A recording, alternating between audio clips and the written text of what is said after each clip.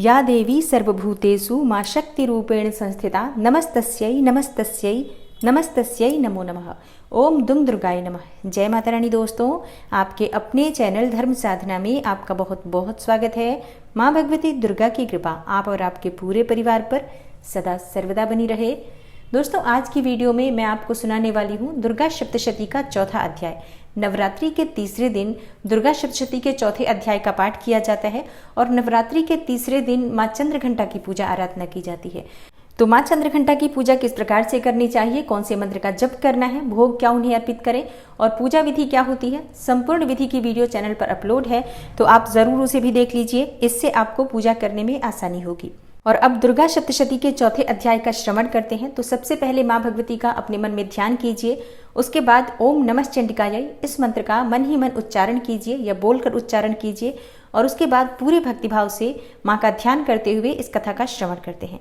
दुर्गा सप्तशती के चौथे अध्याय में इंद्र आदि देवताओं द्वारा देवी की स्तुति का वर्णन किया गया है।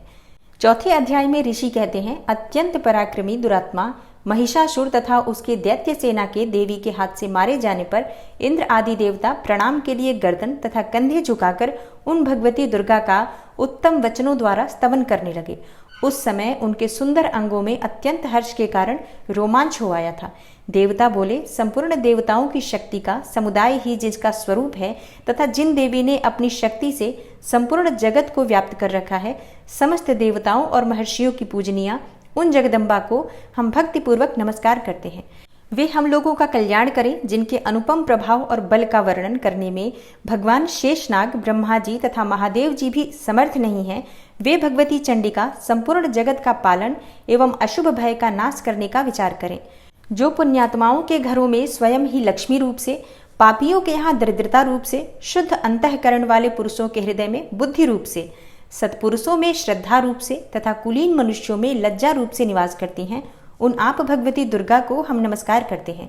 हे देवी, आप संपूर्ण विश्व का पालन कीजिए। हे देवी, आपके इस अचिंत्य रूप का, असुरों का नाश करने वाले भारी पराक्रम का तथा समस्त देवताओं और दैत्यों के समक्ष युद्ध में प्रकट किए हुए आपके अद्भुत चरित्रों का हम किस प्रकार वर्णन करें। आप संपूर्ण जगत की उत्पत्ति में कारण हैं। आप में सत्वगुण, रजोगुण और तमोगुण ये तीनों गुण मौजूद है, तो भी दोषों के साथ आपका संसर्ग नहीं जान पड़ता। भगवान विष्णु और महादेव जी आदि देवता भी आपका पार नहीं पाते। आप ही सबका आश्रय हैं। यह समस्त जगत आपका अंशभूत है, क्योंकि आप सबकी आदिभूता, अव्याकृता, पराप्रकृति हैं। हे देवी, संपूर्ण यज्ञों में जिसके उच्चारण से सब देवता तृप्ति लाभ करते हैं, वह स्वाहा आप ही हैं। इसके अतिरिक्त आप पितरों की भी तृप्ति का कारण हैं, अतएव सब लोग आपको स्वधा भी कहते हैं। हे देवी, जो मोक्ष की प्राप्ति का साधन है, अचिंत्य महाव्रत स्वरूपा हैं, समस्त दोषों से रहित, जितेंद्रिय, तत्व को ही सार वस्तु मानने वाले तथा मोक्ष की अभिलाषा रखने वाले मुनिजन जिनका अभ्यास करते हैं, वह भगवती पराविद्या आप ही हैं। आप ही शब्द स्वरूपा हैं। अत्यंत निर्मल ऋग्वेद, यजुर्वेद तथा उद्गीत के मनोहर पदों के पाठ से युक्त सामदेव का भी आधार आप ही हैं। आप देवी, त्रयी, तीनों वेद और भगवती छहों ऐश्वर्यों से युक्त हैं। इस विश्व की उत्पत्ति एवं पालन के लिए आप ही वार्ता, खेती एवं आजीविका के रूप में प्रकट हुई हैं। आप संपूर्ण जगत की घोर पीड़ा का निवास करने वाली हैं। हे देवी, जिससे समस्त शास्त्रों के सार का ज्ञान होता है, वह मेधा शक्ति आप ही हैं। दुर्गम भवसागर से पार उतारने वाली नौका रूप दुर्गा देवी भी आप ही हैं। आपकी कहीं भी आसक्ति नहीं है। कैटभ के शत्रु भगवान विष्णु के वक्षस्थल में एकमात्र निवास करने वाली भगवती लक्ष्मी तथा भगवान चंद्रशेखर द्वारा सम्मानित गौरी देवी भी आप ही हैं। आपका मुख मंद मुस्कान से सुशोभित, निर्मल, पूर्ण चंद्रमा के बिंब का अनुकरण करने वाला और उत्तम सुवर्ण की मनोहर कांति से कमनीय है। तो भी उसे देखकर महिषासुर को क्रोध हुआ और सहसा उसने उन पर प्रहार कर दिया। यह बड़े आश्चर्य की बात है। हे देवी, वही मुख जब क्रोध से युक्त होने पर उदय काल के चंद्रमा की भांति लाल और तनी हुई भौहें होने के कारण विकराल हो उठा, तब उसे देखकर जो महिषासुर के प्राण तुरंत नहीं निकल गए, यह उससे भी बढ़कर आश्चर्य की बात है, क्योंकि क्रोध में भरे हुए यमराज को देखकर भला कौन जीवित रह सकता है। हे देवी, आप प्रसन्न हो। परमात्मा स्वरूपा आपके प्रसन्न होने पर जगत का अभ्युदय होता है और क्रोध में भर जाने पर आप तत्काल ही कितने कुलों का सर्वनाश कर डालती हैं। यह बात अभी अनुभव में आई है, क्योंकि महिषासुर की यह विशाल सेना क्षण भर में आपके कोप से नष्ट हो गई। सदा अभ्युदय करने वाली आप जिन पर प्रसन्न होती हैं वे ही देश में सम्मानित हैं। उन्हीं को धन और यश की प्राप्ति होती है। उन्हीं का धर्म कभी शिथिल नहीं होता तथा वे ही अपने हृष्ट पुष्ट स्त्री पुत्र और भृत्यों के साथ धन्य माने जाते हैं। हे देवी, आपकी ही कृपा से पुण्यात्मा पुरुष प्रतिदिन अत्यंत श्रद्धापूर्वक सदा सब प्रकार के धर्मानुकूल कर्म करता है और उसके प्रभाव से स्वर्गलोक में जाता है। इसलिए आप तीनों लोकों में निश्चय ही मनोवांछित फल देने वाली हैं। हे माँ दुर्गे, आप स्मरण करने पर सब प्राणियों का भय हर लेती हैं और स्वस्थ पुरुषों द्वारा चिंतन करने पर उन्हें परम कल्याणमयी बुद्धि प्रदान करती हैं। दुख दरिद्रता और भय हरने वाली हे देवी, आपके सिवा दूसरी कौन है जिसका चित्त सबका उपकार करने के लिए सदा ही दयार्द्र रहता हो। हे देवी, इन राक्षसों के मारने से संसार को सुख मिले तथा ये राक्षस चिरकाल तक नरक में रहने के लिए भले ही पाप करते रहे हों, इस समय संग्राम में मृत्यु को प्राप्त होकर स्वर्गलोक में जाएं। निश्चय ही यही सोचकर आप शत्रुओं का वध करती हैं। आप शत्रुओं पर शस्त्रों का प्रहार क्यों करती हैं? समस्त असुरों को दृष्टिपात मात्र से ही भस्म क्यों नहीं कर देती? इसमें एक रहस्य है। ये शत्रु भी हमारे शस्त्रों से पवित्र होकर उत्तम लोकों में जाएं। इस प्रकार उनके प्रति भी आपका विचार अत्यंत उत्तम रहता है। खड्ग के तेज पुंज की भयंकर दीप्ति से तथा आपके त्रिशूल के अग्रभाग की घनीभूत प्रभा से चौंधियाकर जो असुरों की आंखें फूट नहीं गईं, उसमें कारण यही था कि वे मनोहर रश्मियों से युक्त चंद्रमा के समान आनंद प्रदान करने वाले आपके इस सुंदर मुख का दर्शन करते थे। हे देवी, आपका शील दुराचारियों के बुरे बर्ताव को दूर करने वाला है। साथ ही यह रूप ऐसा है जो कभी चिंतन में भी नहीं आ सकता और जिसकी कभी दूसरों से तुलना भी नहीं हो सकती, तथा आपका बल और पराक्रम तो उन दैत्यों का भी नाश करने वाला है जो कभी देवताओं के पराक्रम को भी नष्ट कर चुके थे। इस प्रकार आपने शत्रुओं पर भी अपनी दया ही प्रकट की है। वरदायिनी हे देवी, आपके इस पराक्रम की किसके साथ तुलना हो सकती है? तथा शत्रुओं को भय देने वाला एवं अत्यंत मनोहर ऐसा रूप भी आपके सिवा और कहाँ है?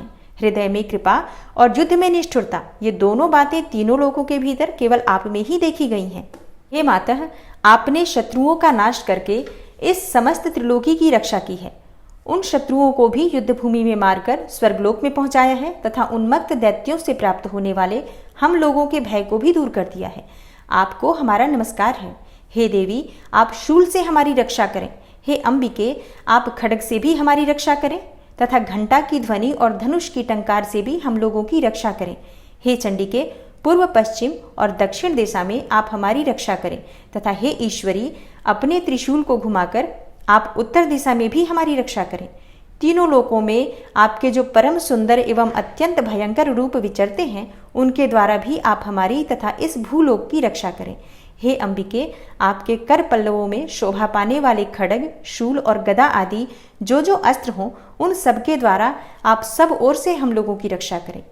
तब ऋषि कहते हैं, इस प्रकार जब देवताओं ने जगन्माता दुर्गा की स्तुति की और नंदनवन के दिव्य पुष्पों एवं गंध चंदन आदि के द्वारा उनका पूजन किया, फिर सबने मिलकर जब भक्तिपूर्वक दिव्य धूपों की सुगंध निवेदन की, तब देवी ने प्रसन्न वदन होकर प्रणाम करते हुए सब देवताओं से कहा। देवी बोली, देवताओं, तुम सब लोग मुझसे जिस वस्तु की अभिलाषा रखते हो उसे मांगो। देवता बोले, भगवती ने हमारी सब इच्छा पूर्ण कर दी है, अब कुछ भी बाकी नहीं है, क्योंकि हमारा यह शत्रु महिषासुर मारा गया। हे महेश्वरी, इतने पर भी यदि आप हमें और वर देना चाहती हैं, तो हम जब जब आपका स्मरण करें तब तब आप दर्शन देकर हम लोगों के महान संकट दूर कर दिया करें तथा प्रसन्नमुखी अंबिके, जो मनुष्य इन स्तोत्रों द्वारा आपकी स्तुति करे, उसे वित्त, समृद्धि और वैभव देने के साथ ही उसकी धन और स्त्री आदि संपत्ति को भी बढ़ाने के लिए आप सदा हम पर प्रसन्न रहें। ऋषि कहते हैं, हे राजन, देवताओं ने जब अपने तथा जगत के कल्याण के लिए भद्रकाली देवी को इस प्रकार प्रसन्न किया, तब वे तथास्तु कहकर वहीं अंतर्ध्यान हो गई। हे भूपाल, इस प्रकार पूर्व काल में तीनों लोकों का हित चाहने वाली देवी जिस प्रकार देवताओं के शरीरों से प्रकट हुई थी, वह सब कथा मैंने कह सुनाई। अब पुनः देवताओं का उपकार करने वाली वे देवी दुष्ट दैत्यों तथा शुंभ निशुंभ का वध करने एवं सब लोगों की रक्षा करने के लिए गौरी देवी के शरीर से जिस प्रकार प्रकट हुई थी, वह सब प्रसंग मेरे मुंह से सुनो। मैं उसका तुमसे यथावत वर्णन करता हूँ। ओम नमः चंडिकायै। इस प्रकार श्री मार्कंडेय पुराण में सावर्णिक मनवंतर की कथा के अंतर्गत देवी महात्म्य में सक्रादि स्तुति नामक चौथा अध्याय पूरा हुआ और इसके आगे के अध्याय आप कल की कथा में सुनेंगे। और अब आप सुनेंगे माँ दुर्गा की आरती।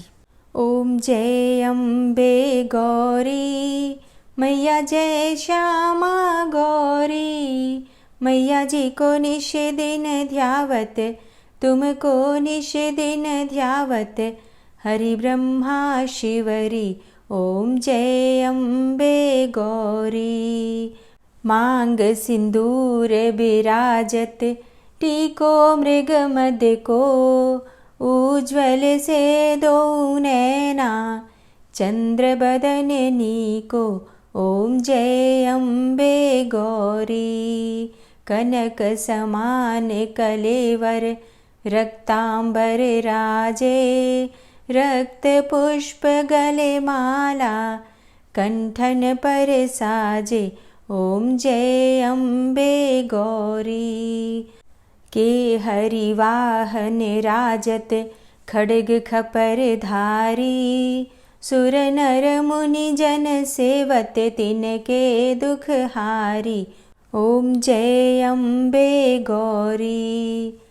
कानन कुंडल शोभित, नासाग्रे मोती, कोटिक चंद्र दिवाकर, राजत समज्योति।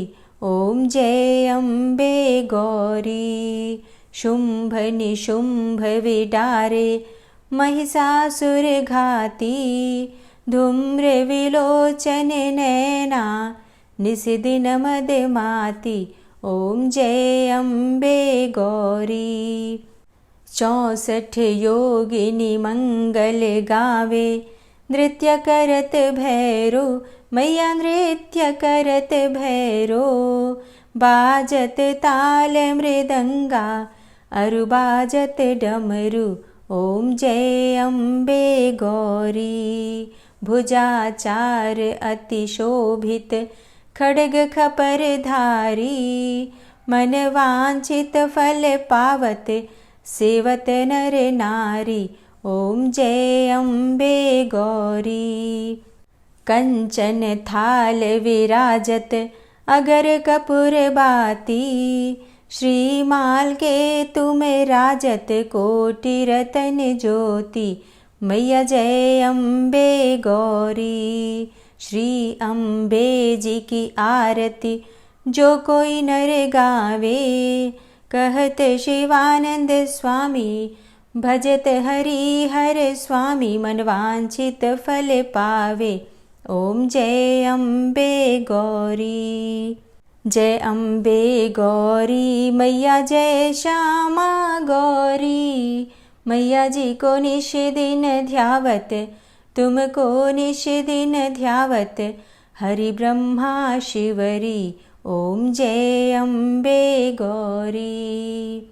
ओम जय अम्बे गौरी मैया, जय श्यामा गौरी।